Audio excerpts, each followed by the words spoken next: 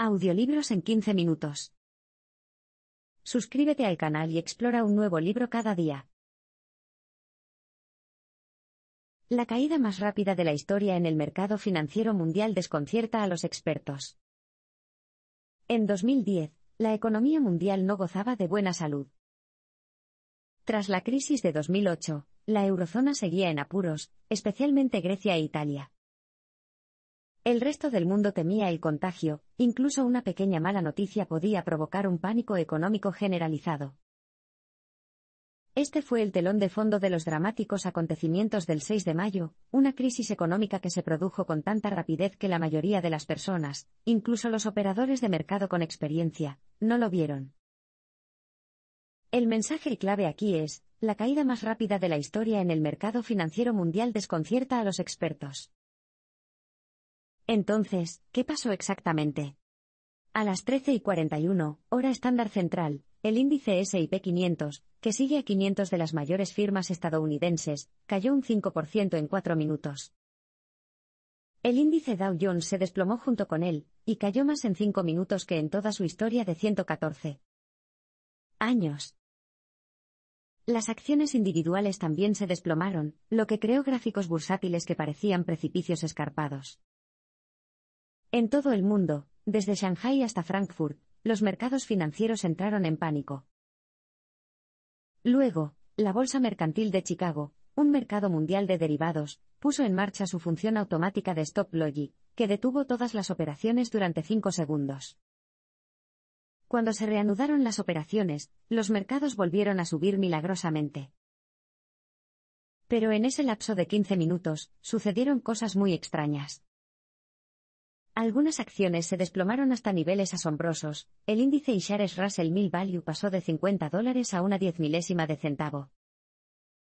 Por otro lado, las acciones del gigante tecnológico Apple y de la subastadora Sotheby's subieron hasta los $100,000 por acción. El mundo se puso patas arriba durante un breve momento. Pero todas estas son solo figuras abstractas. ¿Qué significó realmente este llamado flash crash para las personas con dinero en juego? Bueno, mucha gente común de todo el mundo salió perdiendo. Tomemos como ejemplo a Mike McCarthy, un padre de 3 hijos desempleado de Carolina del Sur. Había heredado una pequeña cartera de acciones cuando su madre falleció el año anterior.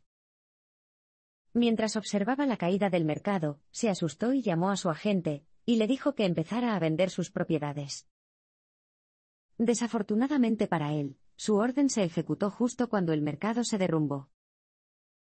Esto le costó $17,000, o el equivalente a 8 meses del pago de su hipoteca. ¿Cómo ocurrió este repentino accidente? En ese momento, nadie lo sabía. Navinder Sarao, un comerciante talentoso pero poco conocido, está en el centro del misterio. Finalmente, cuando las autoridades estadounidenses supieron algo más, el investigador siguió la pista hasta Hounslow, un tranquilo barrio suburbano de las afueras de Londres. Aquí, en una pequeña casa adosada, Navinder Singh Sarao, de 35 años, vivía con sus padres. Era el hombre al que las autoridades estadounidenses creían culpable. Pero, ¿quién era? El mensaje clave aquí es: Navinder Sarao, un comerciante talentoso pero poco conocido, está en el centro del misterio. Navinder, conocido como Nav, nació en una familia de clase trabajadora de padres que se mudaron al Reino Unido desde Punjab, India, a finales de la década de 1970. Un niño brillante, mostró un talento inusual para las matemáticas a una edad temprana. Cuando tenía 3 años, aprendió las tablas de multiplicar jugando a un juego electrónico llamado Little Professor. En la escuela, descubrió que podía multiplicar números largos. En su cabeza. No necesitaba usar papel para anotar sus trabajos como los demás niños. Más tarde, Nav asistió a la Universidad de Brunel, a pocos kilómetros de Hounslow, y estudió informática y matemáticas. Como la mayoría de sus amigos, estaba arruinado. Pero uno de sus compañeros de piso siempre parecía tener dinero. Nav estaba intrigado y le preguntó de dónde venía su dinero. La respuesta era el comercio. Este fue el comienzo de la obsesión de Knapp con el mercado de valores. Al terminar la universidad, en 2003, Knapp encontró trabajo en una empresa llamada Independent Derivatives Traders. En su entrevista, Knapp impresionó a los fundadores de la empresa, los hermanos Paolo y Marco Rossi, con su aritmética relámpago, aunque pareciera un poco torpe y sin pulir. Ubicada sobre un supermercado en Weybridge, Surrey, la empresa contrató a aspirantes a comerciantes, y les enseñó todo lo que necesitaban saber a través de un intenso período de formación. Al poco tiempo, Knapp comenzó a instalarse en IT, que, como muchas empresas comerciales, estaba llena de machismo. Para evitar esto, se sentó en un escritorio solitario en el otro extremo de la sala de operaciones, y llevaba unos protectores auditivos muy resistentes para poder concentrarse mejor. Y luego, haciendo gala de su brillantez matemática, Knapp comenzó a operar en el mercado de futuros. Cuando Knapp trabajaba, todos sabían que no debían interrumpirlo. Con la cara pegada a sus dos pantallas, negoció un contrato de futuros del índice S&P 500, conocido como E-mini. Y así, ganaba dinero, mucho. Muy pronto, Knapp se convirtió en uno de los principales activos de la empresa. Brillante especulador del mercado de futuros que rivaliza con la nueva tecnología. Comparado con sus compañeros comerciantes de IT, Knapp era un personaje idiosincrásico que no encajaba del todo. Si bien a muchos jóvenes comerciantes les gustaba hacer alarde de su nueva riqueza, Knapp parecía vivir exclusivamente de los sándwiches Filet o Fish de McDonald's, y usaba los mismos jerseys baratos para ir a trabajar todos los días. Pero acumuló enormes beneficios para él y para la empresa, que para entonces había cambiado su nombre por el de Futex. ¿Qué implicaba exactamente el trabajo de Knapp? El mensaje clave aquí es, un brillante especulador del mercado de futuros que compite con la nueva tecnología. En pocas palabras, los futuros son contratos financieros en los que una de las partes acuerda vender algo a otra en una fecha futura por un precio fijo. El propósito original de un contrato de futuros era permitir a las empresas protegerse contra el riesgo. He aquí un ejemplo. Una avicultora sabe que tendrá que alimentar a sus pollos dentro de 6 meses, por lo que acepta comprar maíz hoy por un precio fijo. De esa forma, si el precio del maíz sube de aquí a entonces, no le importa, pues ya ha acordado un precio. Por supuesto, también es posible que el precio del maíz caiga, por lo que podría salir perdiendo. Pero lo que definitivamente gana es estabilidad, sabe exactamente el precio que tiene.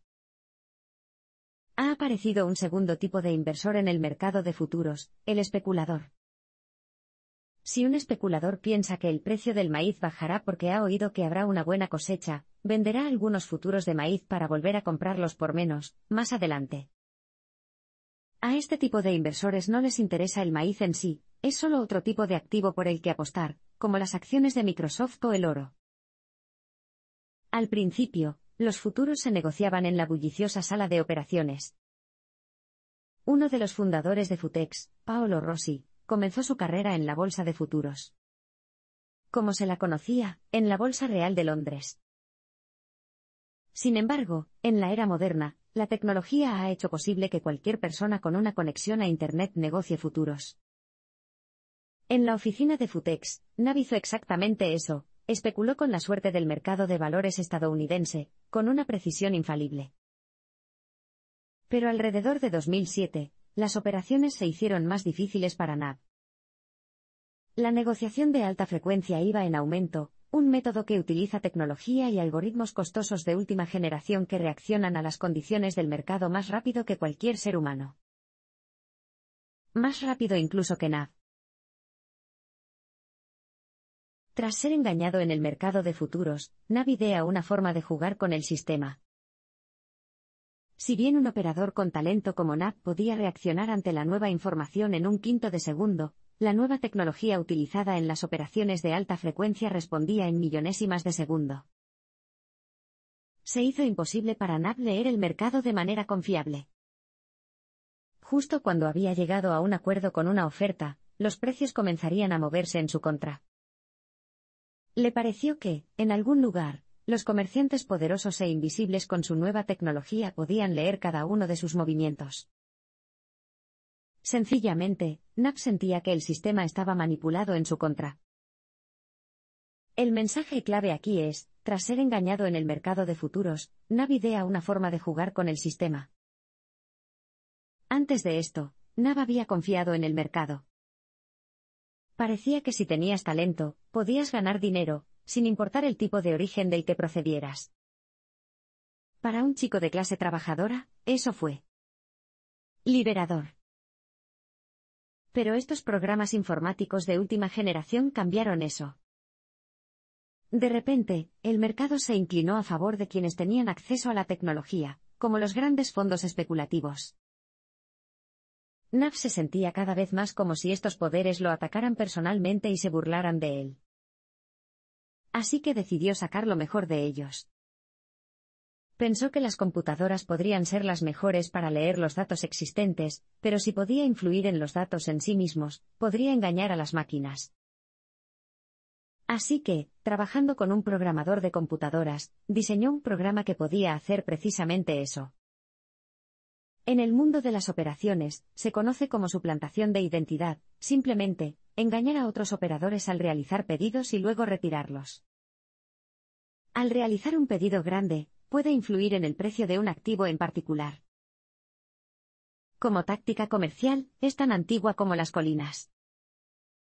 El escritor inglés Daniel Defoe describe la suplantación de identidad en el Londres del siglo XVIII. Un gobernador de la Compañía de las Indias Orientales, Sir Josiah Child, hacía que sus corredores miraran con desaliento y sugirieran malas noticias sobre determinadas acciones. Esto provocaría que otros comerciantes vendieran, lo que haría que el precio bajara. Luego, Child entraría y lo compraría con descuento. El programa de Knapp, el autotrader, básicamente hizo esto a gran velocidad. Incluiría grandes pedidos en un contrato de futuros, elevaría o bajaría el precio, y luego los retiraría automáticamente antes de que el precio pudiera alcanzarse. Entonces, Knapp se beneficiaría al lanzarse con órdenes de compra reales. Pronto, logró burlar a los algoritmos. Y ganaba dinero, mucho. Más incluso que un jugador de fútbol profesional. Las autoridades tardan en localizar al creador del programa sospechoso de hundir el mercado. Knapp activó su programa Autotrader, como de costumbre, el 6 de mayo de 2010. Había dejado Futex algún tiempo antes, y estos días estaba negociando solo para sí mismo. Knapp prefería comerciar desde la habitación de su infancia, en la casa de sus padres en Hounslow. En la pared de su dormitorio colgaban un par de botas de fútbol rosas firmadas por su héroe Lionel Messi, uno de los mejores jugadores del mundo. Knapp ganaba casi 900.000 libras al día, 7 veces más de lo que ganaba Messi en el Fútbol Club Barcelona. Como el programa Autotrader de Knapp realizó pedidos masivos y luego los retiró, los mercados ya estaban teniendo un mal día. Luego, un minuto después de cerrar el programa, 13:41, hora peninsular española, los mercados comenzaron su caída masiva. ¿Lo había causado él? El mensaje clave aquí es, las autoridades tardan en localizar al creador del programa sospechoso de hundir el mercado. Inmediatamente después del accidente, circularon rumores sobre la causa, que iban desde un ataque terrorista hasta un error cometido por un comerciante solitario. Los funcionarios estadounidenses pronto descubrieron lo que creían que era la verdadera causa, un gran fondo de inversión llamado Waddell & Reed, que había vendido una cantidad inusual de contratos de futuros ese día. Un informe publicado por 2 comisiones oficiales concluyó que el accidente se debió a una tormenta perfecta, similar a la compleja situación que provocó la Primera Guerra Mundial. Pero un comerciante anónimo que vive en Chicago, conocido solo como Sr. X, investigó más. Utilizando su propio software, analizó los datos del accidente. Lo que descubrió lo llevó a creer que una sola entidad era responsable, aunque creía que el culpable era una gran institución financiera y no un comerciante individual. El Sr. X presentó su caso a la Comisión de Comercio de Futuros de Productos Básicos. Tras un proceso prolongado, localizó a una entidad llamada Napsar. Luego, rastrearon a esta entidad hasta la casa adosada de Hounslow donde Nab vivía con sus padres. El 21 de abril de 2015, 5 años después del accidente, agentes de policía británicos llamaron a la puerta de los padres de Nab. El padre de Nab respondió, recobró la compostura y llamó a Nab desde su habitación. Su hijo bajó las escaleras con los ojos cansados, con sus pantalones de chándal y su suéter habituales. Eso era todo. Tenían a su hombre. ¿La acusación oficial? Fraude y manipulación de los mercados. El caso Navinder Sarao suscita preguntas de búsqueda para el mundo de las finanzas. Tras 4 meses en la prisión londinense de Wandsworth, a Nab se le permitió salir bajo fianza. Luego, el 7 de noviembre de 2016, fue extraditado a los Estados Unidos para enfrentar sus cargos. Finalmente, en enero de 2020, fue sentenciado. En lugar de condenarlo a más tiempo en prisión, el juez de Chicago decidió ponerlo en libertad con la condición de que pasara 1 año bajo arresto domiciliario en Hounslow. La razón de esta sentencia indulgente fue que Nab había cooperado mucho con las autoridades estadounidenses. Los había ayudado a educarlos sobre sus métodos de suplantación de identidad, para que pudieran identificar mejor la mala praxis en el futuro.